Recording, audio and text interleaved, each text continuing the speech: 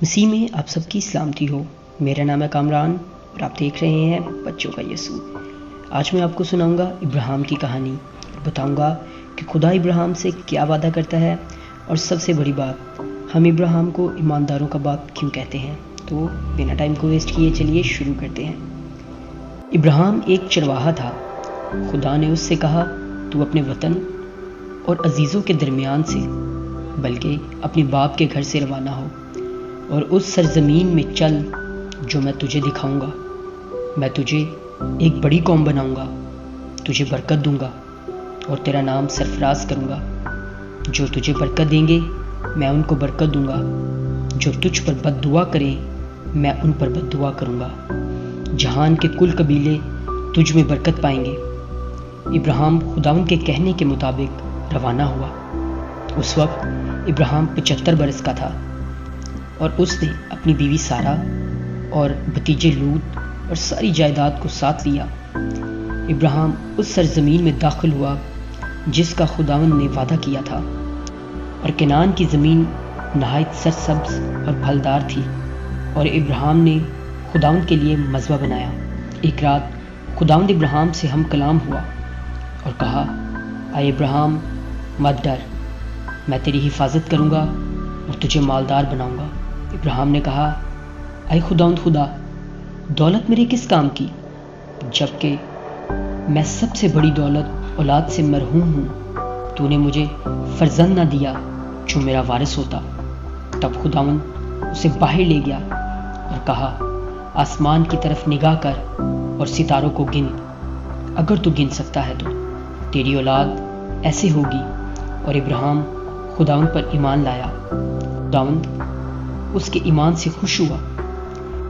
ایک دوپہر جب وہ اپنے خیمے کے دروازے پر بیٹھا تھا، اس نے 3 مرد اپنی طرف آتے دیکھے۔ ابراہیم اٹھ بیٹھا اور انہیں ملنے کے لیے آگے بڑھا اور کہا، میرے پاس سے گزر مت جائیں، بلکہ تھوڑا سا آرام کر لیں۔ ابراہیم نے اجنبیوں کی دودھ، مکھن، گوشت اور روٹیوں سے تواضع کی۔ ضیافت کے بعد ایک مہمان نے ابراہیم سے پوچھا، تیری بیوی سارہ کہاں ہے؟ وہ بولا، خیمہ میں ہے۔ تب اس نے کہا، اگلے سال اس وقت تیرے پاس پھر آؤں گا اور تیری بیوی سارہ سے بیٹا ہوگا۔ سارہ خیمے کے دروازے کے پیچھے بیٹھی تھی اور سن رہی تھی، اور وہ سن کر ہنس پڑی اور اپنے دل میں کہا، شاید اجنبی کو میری عمر کی خبر نہیں۔ ابراہیم بوڑھا ہو گیا ہے۔ لیکن اجنبی نے کہا، کیا خداوند کے نزدیک کوئی بات مشکل ہے؟ اور خداوند نے اپنا وعدہ پورا کیا۔ سارہ بڑھاپے میں ماں بن گئی اور ابراہیم کو ایک وارث مل گیا۔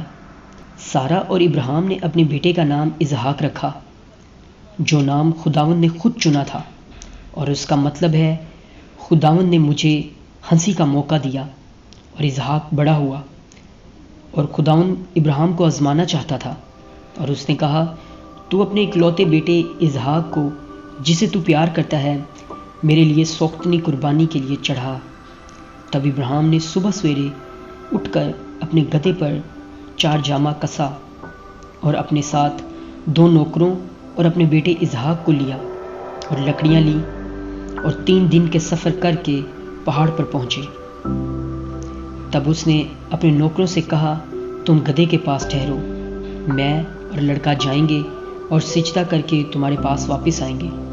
نے لکڑیاں اسحاق پر رکھیں اور اپنے ہاتھ میں آگ اور چھری لی اور چل پڑے۔ تب اسحاق نے اپنے باپ سے پوچھا، آگ اور لکڑیاں تو ہیں، لیکن سوختنی قربانی کے لیے برا کہاں ہے؟ ابراہیم نے کہا، میرے بیٹے، خدا اپنے واسطے سوختنی قربانی کے لیے برا آپ مہیا کرے گا۔ پہاڑ پر پہنچ کر ابراہیم نے قربان گاہ بنائی اور اس پر لکڑیاں چنی، اور اسحاق کو باندھ کر قربان گاہ پر لکڑیوں کے اوپر رکھا۔ اس نے ہاتھ میں چھری اٹھائی۔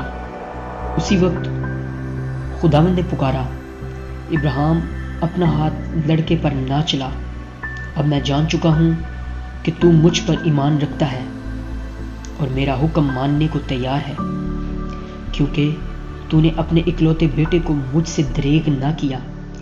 تب ابراہیم نے اپنے پیچھے ایک مینڈا دیکھا جس کے سینگ جھاڑی میں اٹکے تھے۔ ابراہیم نے اسے پکڑا اور اس کی سوختنی قربانی چڑھائی اور اپنے بیٹے اسحاق کے ساتھ پہاڑ سے اترا۔ تو میرے عزیزو، آپ نے ابراہیم کا ایمان دیکھا۔ اسی وجہ سے جو ہے وہ ابراہیم کو ایمانداروں کا باپ کہا جاتا ہے، کیونکہ اس نے اپنے بیٹے کی قربانی دینے سے دریغ نہ کیا، جس وجہ سے جو ہے وہ خدا کو یہ بہت پسند تھا، اور اسی وجہ سے ابراہیم کو ایمانداروں کا باپ کہا جاتا ہے۔ تو اگر آپ کو میری یہ ویڈیو پسند آئی ہے تو اس کو لائک کیجیے گا اور اپنے دوستوں کے ساتھ شیئر کیجیے گا، اور ہاں، چینل کو سبسکرائب کیجیے گا تاکہ خدا کا کلام بچوں تک پہنچتا رہے۔ مسیح میں آپ سب کی سلامتی ہو، آمین۔